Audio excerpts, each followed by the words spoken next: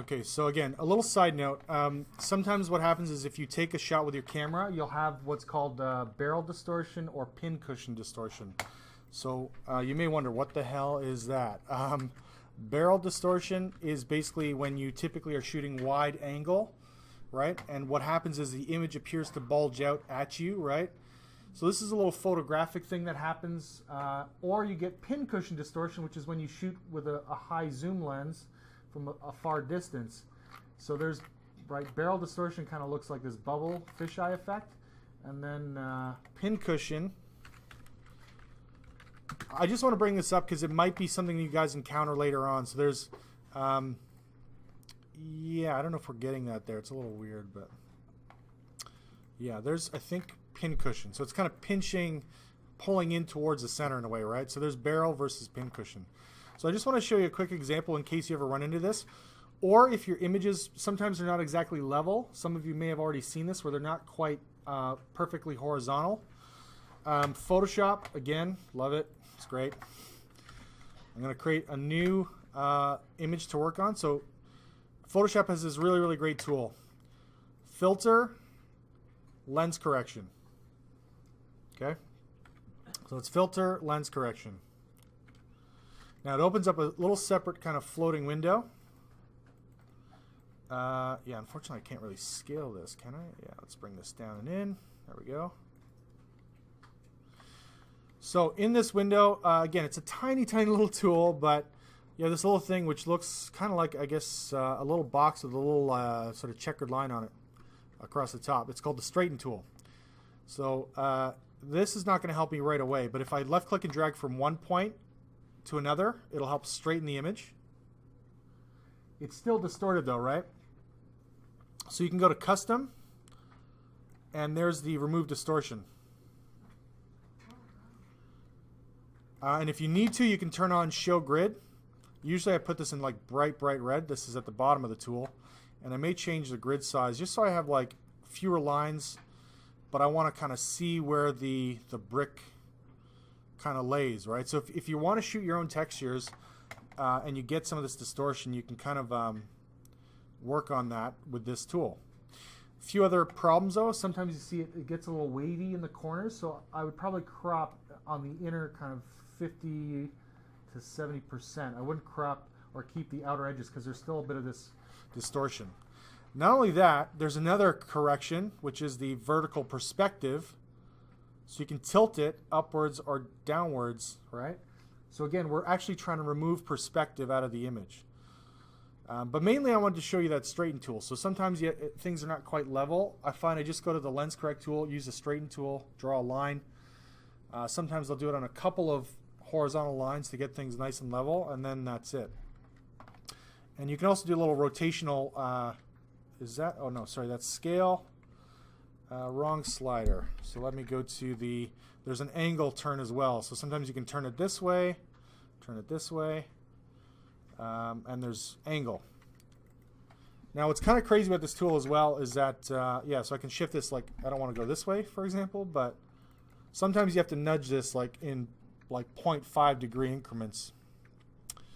But yeah, this is kind of useful when you want to really take out the distortion. So there's a little before and after, right? So then, you know, in this example, I would just kind of crop, like I said, I would crop in much closer. By the way, a little tip, if you want to crop into the center, hold Alt and left click and drag. Otherwise it goes from one corner to the other, right, like this. But yeah. So I'm trying to find a nice clean area to sort of grab here. Anyways, it's a little sort of side note for you guys. Okay, so back to the tiling. So I've got, I think, my horizontal worked out fairly well. I'm going to create a new snapshot. So again, Control Shift Alt E, the most convenient shortcut of all. So that creates a new snapshot. I'll take the other two layers that I'm kind of done with and just toss them in my old layers folder. I like to stay organized, and I like to be able to go back in history if I absolutely need to fix other stuff. Sometimes I'll say, oh, that's a little weird spot, I need to fix it, right?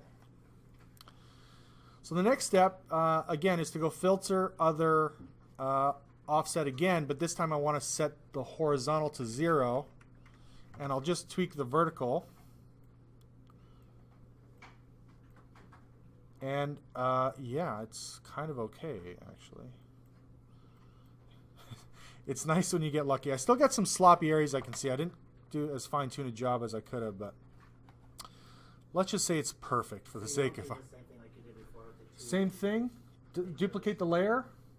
Sorry, I forgot to duplicate my layer, but I'm going to duplicate my layer and then do a new offset, but on the vertical only, not the horizontal this time. Typically speaking, like I said, the reason why I paid attention to my cropping in the beginning is so that I didn't have to do nearly as much work on the vertical. So if I cropped midway through the brick on the vertical, I'd have a lot more of a hard time painting and making it seamless. So yeah, I'm just kind of offsetting. Sorry, this is the horizontal still. Let me go back to vertical. Yeah, I can see that line. It's actually right here. I don't know if you guys can see it. So I usually just, as a general rule, like to move this roughly in the middle of my file. Let me say OK to that. And again, I can create a layer mask. Now, before I used the marquee selection, you don't necessarily have to start with a marquee. You can literally just throw a mask on the layer and just go right into brushing. So where is that line? I think that line is right here, right? So I'm going to go in with black. I might switch to a different brush too. I'm not crazy. This one's like really splotchy, so I want something maybe a little more solid. Still kind of rough, but a little more solid. So yeah, let's try that. There we go.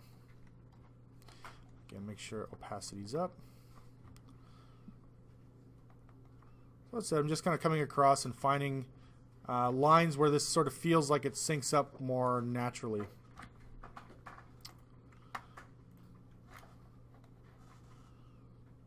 Yeah. I'm not happy with all my brushes here, but that's okay.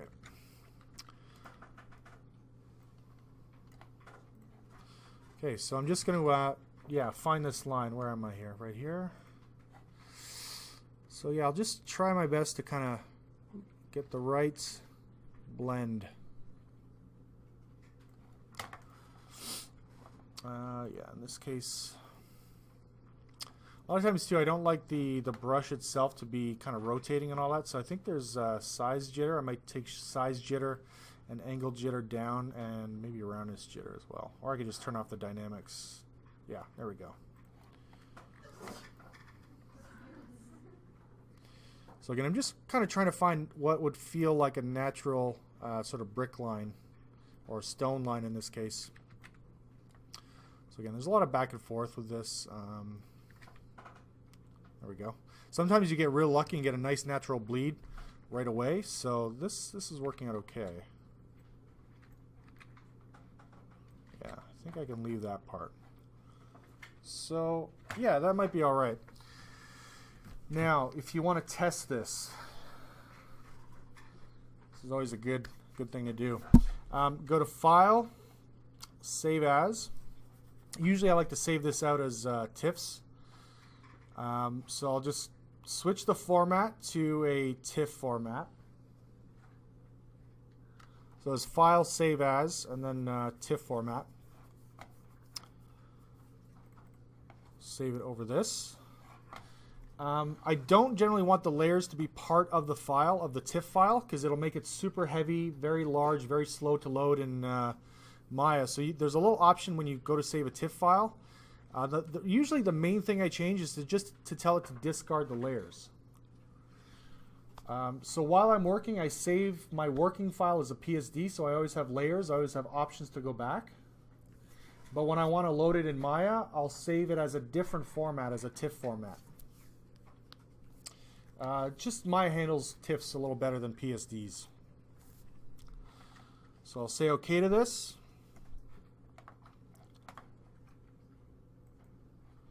Let's close this up.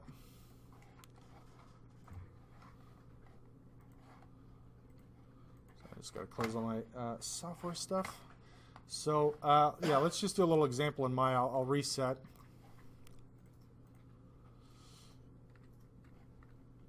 Where's the grid? There's a grid. So I'm just going to create a polygon wall. So I'll just create a plane. For this, I'll probably make the plane a little bit wider. I want to make it a little bit bigger too. So under the polyplane inputs for width, I might just go with 15. For height, maybe like 10 or 12. Maybe 10, yeah, why not? And then I'm going to turn off the grid. I find sometimes the grid a little bit distracting. So hopefully you guys don't know how to make a plane, right? So like we did last week, very, very simple. Select your plane, right-click, assign new material. Like I said, if this is a little fast, don't worry. This will be uploaded on Moodle. So I'm going to select the blend material. All right. For now, I'm going to just take the eccentricity or the specular shading down so I don't get this bright, shiny highlight. In the color swatch, I'll click on the little checker box. I'm going to load the file node. And then I'm going to load the tiff that I made. So I'll go to Computer, D drive, MacGyver. There it is. Come on. Textures. And I think it's under my Edits folder. Yeah. So there's the tiff. And I'll hit Open for that. Now, if it doesn't display, it's usually one of two reasons. First reason is that you have to hit number 6 on your keyboard for the viewport to display. So that's working well. Sometimes if you don't see the material, what can happen is if you're looking here under shading, there's this thing called Use Default Material. So the default material is like a basic Lambert shader. So sometimes this option's on. If you're not seeing the texture and you've hit 6, chances are this is the other option that's kind of stopping it from showing. So you just have to go to the shading menu of the viewport and turn off Use Default Material. Okay? Yeah.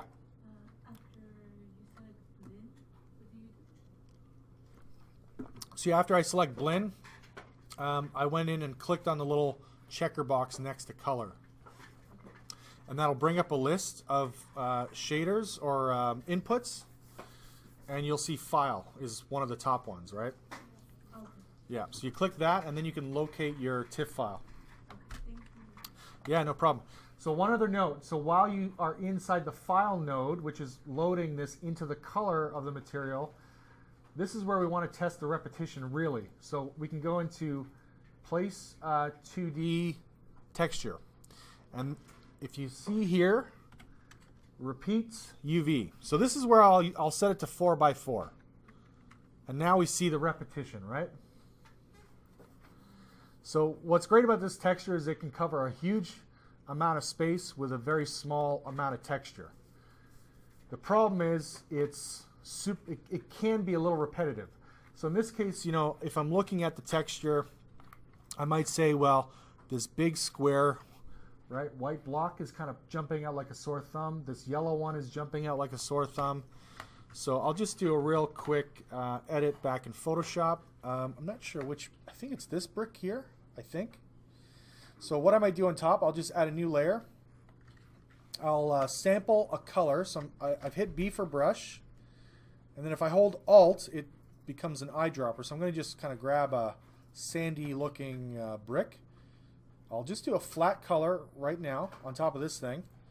And then I'll switch the blending mode to one of these other modes here. Color burn. Let's see.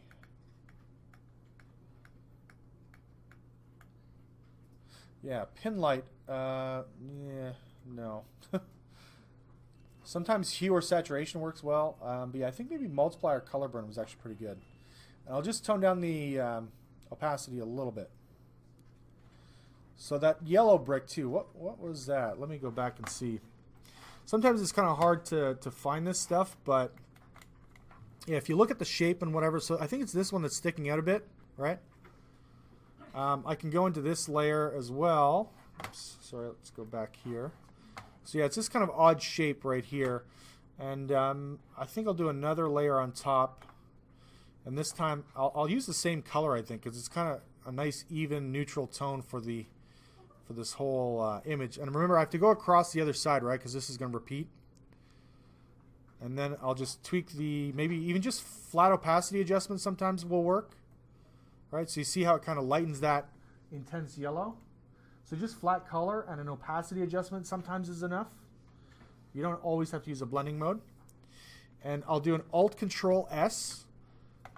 If I do Control-S, it's going to save the PSD, right? Which I should do anyways. I want to save a copy of my work.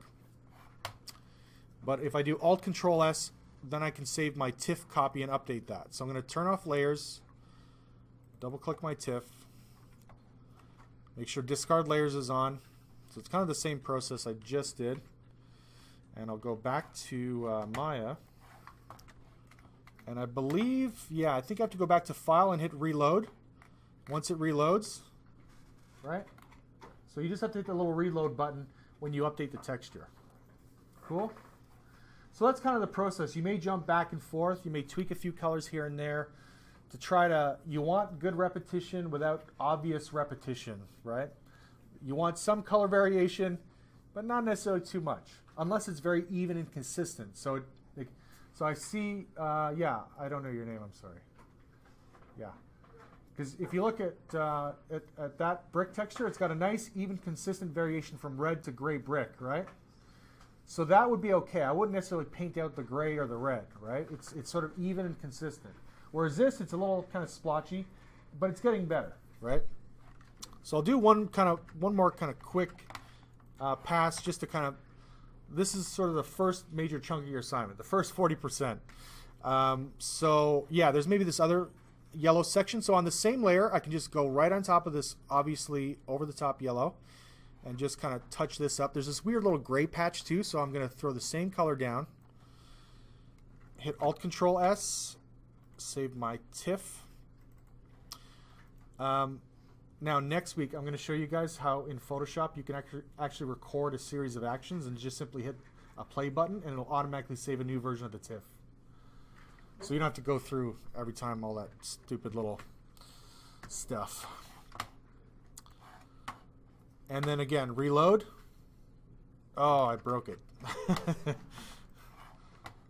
Yeah, let me just double check and make sure. Yeah, let's go tiff. Yes. Sometimes if Photoshop is still saving it, you'll see a little bar at the bottom left corner. So if it's still saving, it'll sort of show a progress bar. So you have to be careful not to try to reload it. Oh, there we go. And there you go. You see it's looking even better now, right? The repetition is less obvious. Starting to feel more organic and natural. I think part of it too, sometimes there's little patterns that show up. So, you know, like this little sort of area seems very square for some reason compared to everything else. So I could, in fact, just grab another little stone piece from even the source image and just drag it in and make a copy. So I'll show you what that might look like. I'm not sure what, I think it's like this area, right? It kind of looks very square. So does this one. Yeah, it's kind of like this and this. So if I, let's see. Yeah, I'll kind of go back to this layer, let's say. And I'll just go with a really, really quick lasso. I'll just try to find a really good sort of stone, let's say. I don't want it to look exactly the same, so just do that. I'm going to hit Control-C to copy, Control-V to paste. Oops, what's going on here? And then I'll hit V, which is the move tool, and I can literally just kind of, might even flip this thing around. So, and then I would just layer mask it, right? So I'm breaking up the monotony.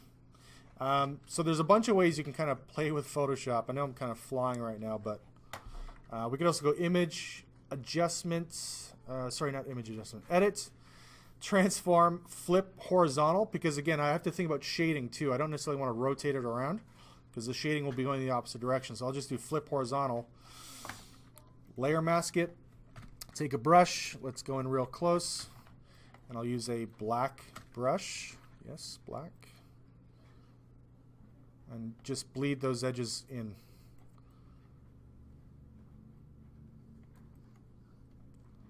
It's Photoshop magic, right? Maybe not the best looking thing, but that's okay. So I can always kind of nudge it into another spot, you know. So I'll do my Alt-Control-S, go back to TIFF. Save that. Say OK. Okay, back to Maya. Let's see, Maya. Hit reload. Yeah, I think that helped. Cool. All right, I think that's it for today, yeah?